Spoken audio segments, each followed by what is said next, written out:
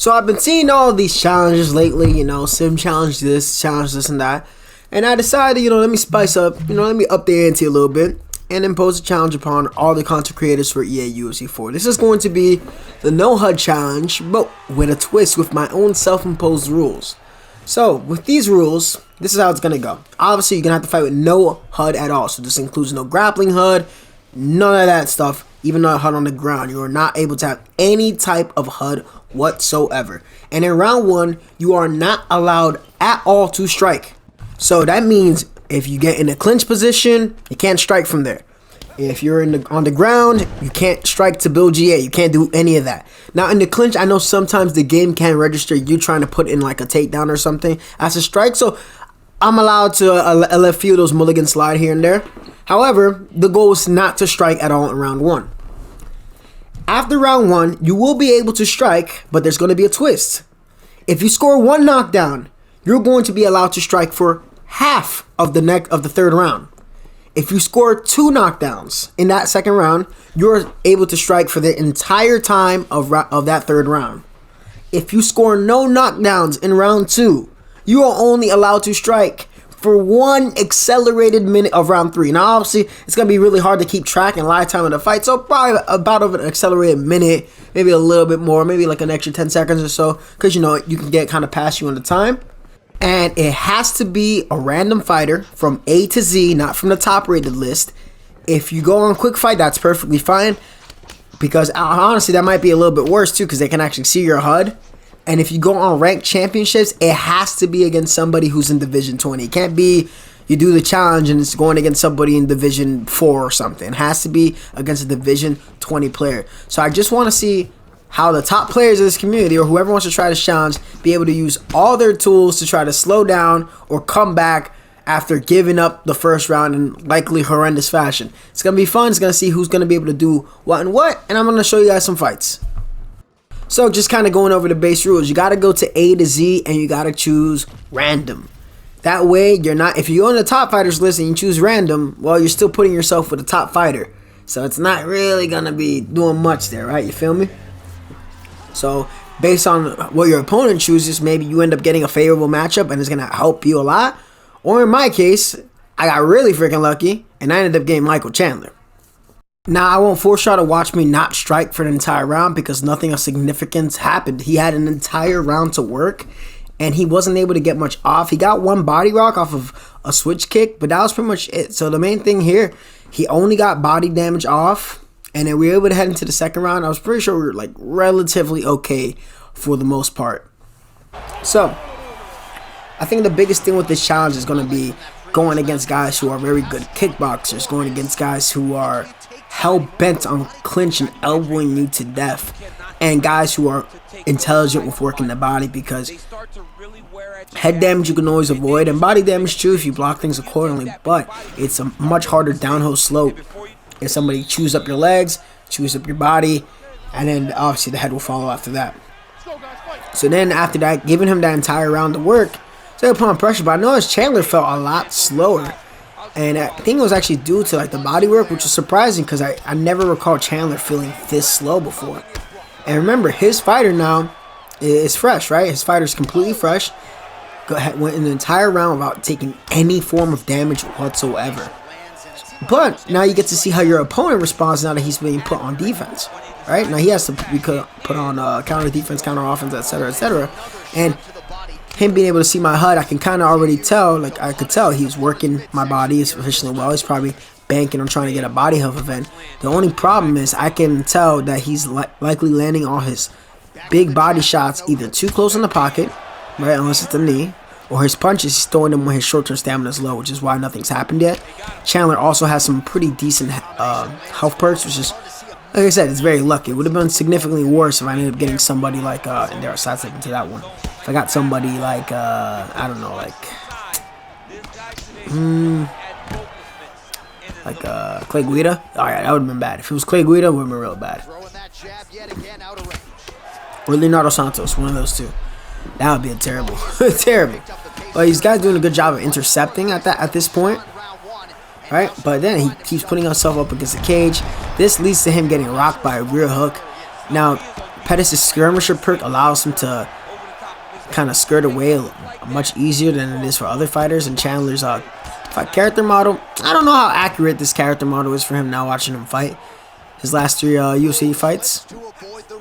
Maybe I'm wrong. Maybe I'm just expressing my disdain for it.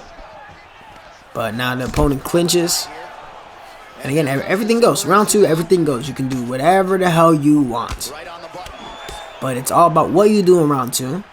Getting that knockdown. Because this is what you really want to do. You can't just go and win the round. You got to get a knockdown. If it's a 3-round fight, you're in a lot of risk.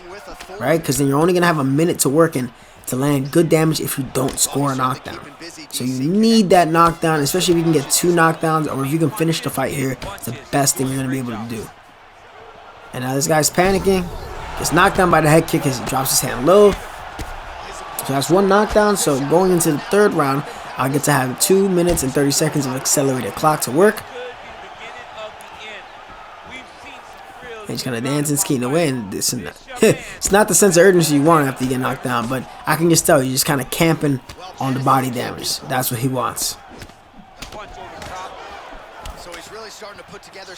And I believe at some point, as soon as he tries to go to the body, he gets hit by the block counter uppercut, and he rage quits out. And that's it. Like, that's basically one way you can approach the challenge, not doing anything at all, right? Nothing at all in that first round. I didn't do any clinches, no pushes, no nothing, no takedown attempts, no clinch takedown attempts. I did absolutely nothing other than lunge, move my head, get out the way, and end up winning that fight. So that's one way you can approach it. Now for the grapplers, this might be very interesting for y'all, right? Because now you're going to have to work on your grappling entries without striking, right? Because usually the fear of the strikes is what kind of helps open up. So in this one, again, I got a little bit lucky here.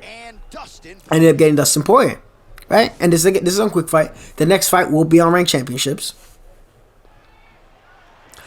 But this Poirier wasn't too good.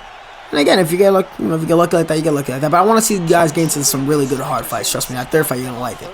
So here I'm utilizing the push to kind of get my opponent off of me. Gotta be careful with the push because the push is very susceptible to uppercuts. And what I'm looking to try to do with Dustin here, right? This guy's trying to initiate the grappling. That's cool. That's exactly what I want. So I'm going to look to use the clinch as a means to get in on a takedown entry. And here I managed to get a back take and take him down right into backside. And this is a very key and crucial position. If you can get the fight down to the ground, again, however you got to do it, whatever you got to do to survive this first round. Remember, you can't strike on the ground either. You can't build grapple advantage for strikes. You got to go off of your denials only once you're on the ground. So it's going to be hard for you not to have the ref stand you up. Unless, maybe you play smart and you find some ways around it. So in this case, again, this guy, I didn't expect him to be too good. I believe I get him out of there with the submission. But that's just another way you can go about it.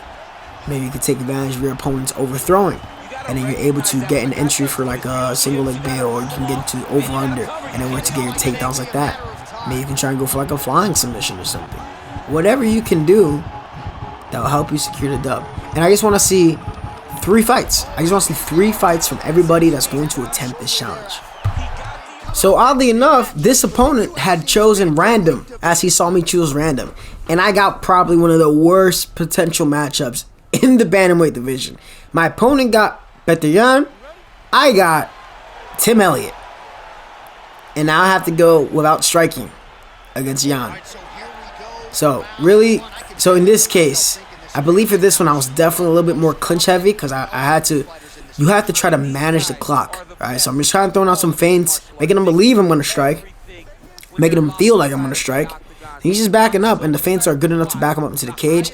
So I've already effectively killed like 30-ish seconds of clock. Initiate the clinch back here and get the takedown. So 40-ish seconds in, managed to secure the takedown, get to the back take. I'm not going to go for the rear naked choke at all here. But again, the whole thing is you gotta survive this. And against Yan, dude, against a really, really good Yan, it's extremely tough. So, just faking a sub attempt. Got about 3 minutes, and he hasn't done anything. Yeah, I can't strike here from the ground and pound position. I'm just kind of posturing up, trying to kill the time a little bit. And with this, it's like, all right, he's striking. I can do my fakes right when I'm on the ground. He's just like faking, and I'm able to pass. This is another way you can score, right?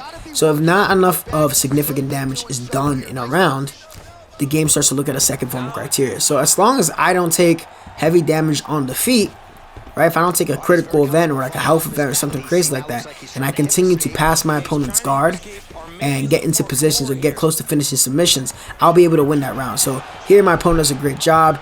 He does the counter transition there and gets the back sitting.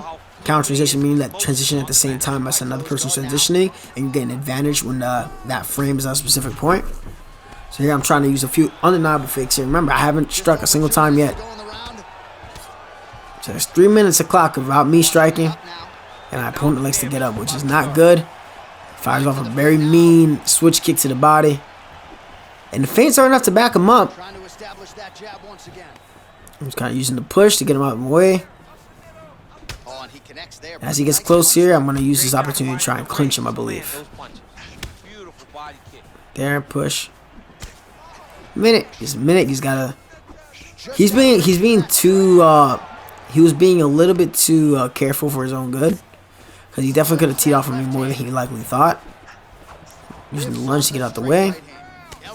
Good body teep, and that's where I'm in danger. He's picking his shots well, though. He knows that the damage is adding up. Ooh, head kick him. I just slipped out the way. Get the takedown. This is a great way to work your defense. I'm telling you. This is probably one of the best things you could do to work your defense. Oh, but he got me with that head kick there. That scored immensely. I meant to go for a takedown. I meant to go for the single leg takedown. Accident happened. Got me with the clinch there. And yeah, so damage-wise, he kind of teed up very well in that second half of the round. Basically, second half of the round. So all the work on the ground really didn't get me much there, so I definitely lost that round as a result of that.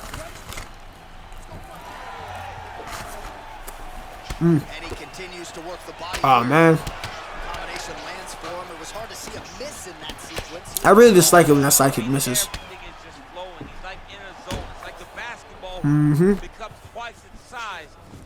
So now I'm striking a little bit more. And now I'm faced with a dilemma of like, how am I going to be able to knock down Jan with Tim Elliott? Especially when this guy's managing distance extremely well.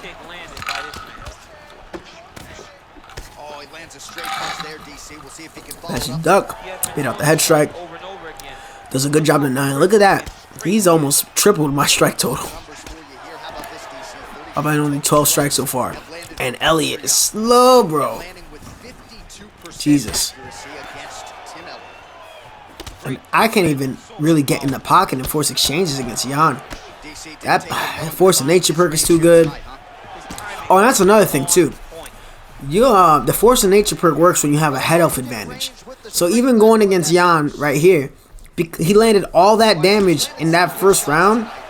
Even by the slightest, he's automatically at +3 to whatever has higher health than me. So I'm pretty sure right now everything's like at a 97 or 98 for Jan as I'm trying to land on him.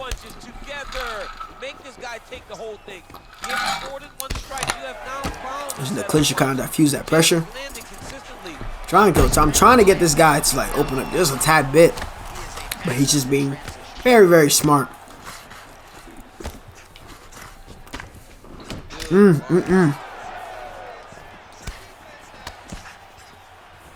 Oh man. Yeah, there was no way in hell I was throwing a knockdown. Oh.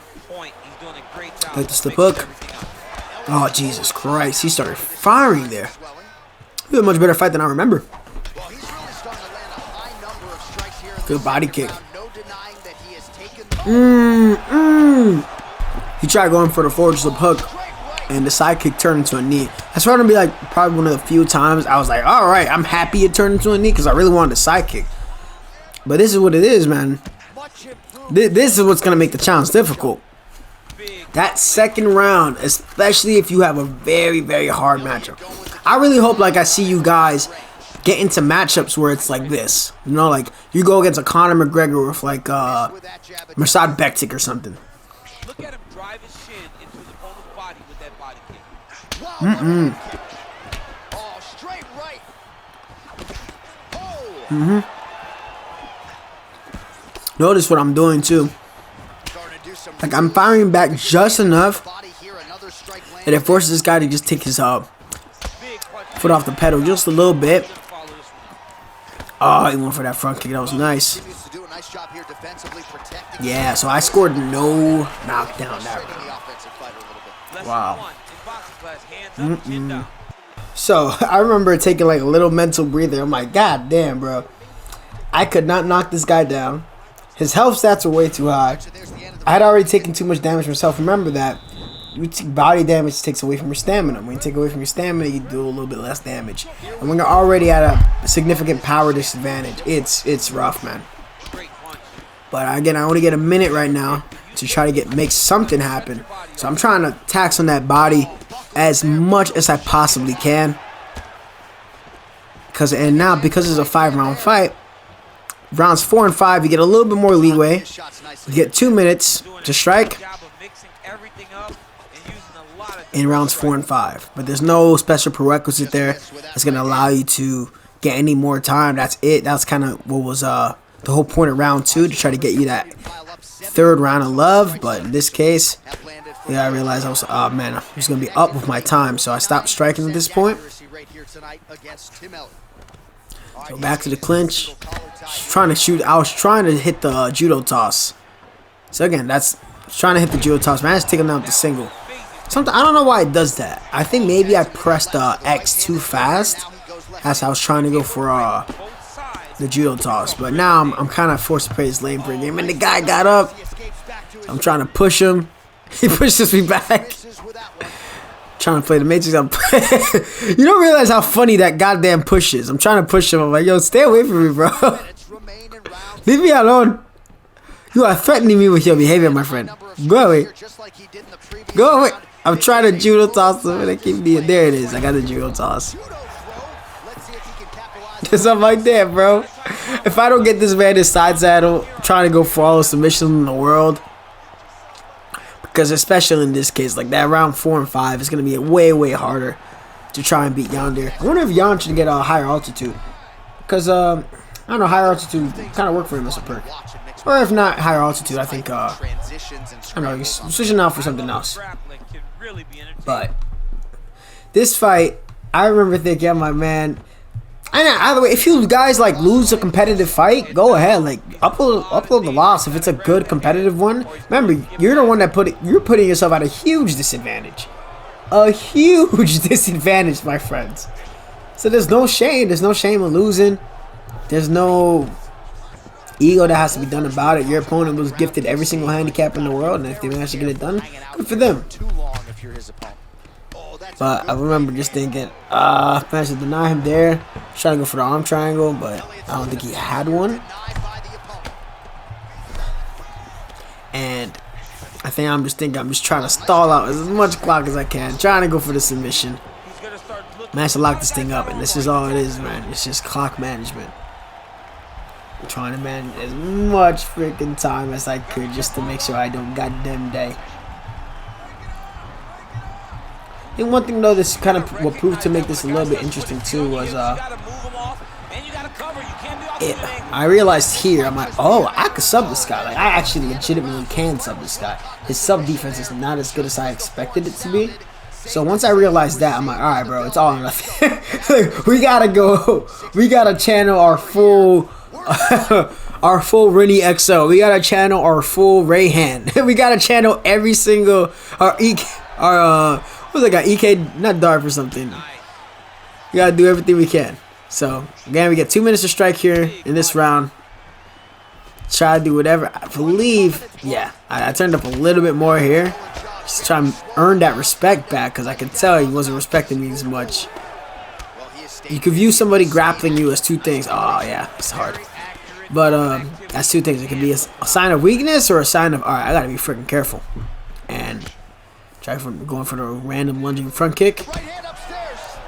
Just trying to open up his hands to his head. And I got severely rocked here. And I'm trying to survive. So now to clinch, and I managed to get the judo toss here. He goes over, gives up his back. And what do I say about this position? This is a no-no position. So this is something I like to do myself in jiu-jitsu. Like, I'll fake like I'm going for the rear naked choke. I'll fake where I'm going for the rear naked choke, just to get my opponent's hands to come up so I can try and find a way to come underneath him. So, again, I do not want this position to get stood up, and my opponent is doing a fantastic job of not letting me get him down to back flat. Because if I get him down to back flat, I'm definitely going to submit him. Like, I have to. Right? So here I'm locking in the rear naked choke, and I'm like, alright, I'm just going to pass on stage. Because I'm like, I need to win this fucking round. I need to win this round. I'm going for the rear naked choke. See where his defense is at. Am I alright? So he likes to go on that side of the corner. And then here, he actually does something I did not expect him to do. This costs a lot of short-term stamina. And by him doing that, and I already saw where his joint defense was at. His sub-defense looked a lot better than his choke defense. He ended up giving me mounts. Gave up a significant amount of stamina. And, you know, you could be whoever. But when you're at a huge stamina deficit, and you have a supposed weakness in a specific minigame that can be used against you, it led to a very, very hard-fought, well-earned victory for Tim Elliott. And that was tough, man. That was extremely tough. It was very... and then the guy, he started like, no respect. Hey, close one. And he goes, stinks. No respect. So I just threw him back. No respect. Thanks. Respect. That's always funny. I wish EA would have expanded upon that and given us more things to say. But I like whoever figured out to put the no in front of the respect is an absolute hilarious individual. But yeah, that's pretty much it for the challenge. You can, however you want to do it is solely up to you. If you want to make it as hard as you possibly can and not even clinch, not even use the push, not even do anything along those lines, and strictly not strike, I have at it. If you want to test out your clinch entries and then try to find ways to grapple using different clinch entries, like ducking into over under, or to the back clinch, or getting into over under and trying to get the hip toss takedowns from there, doing everything you possibly can to try and get the W, by all means, go do it. This is the challenge. I challenge all you EA UFC content creators to try and do this. 3 fights. Get it done. I'll see y'all soon.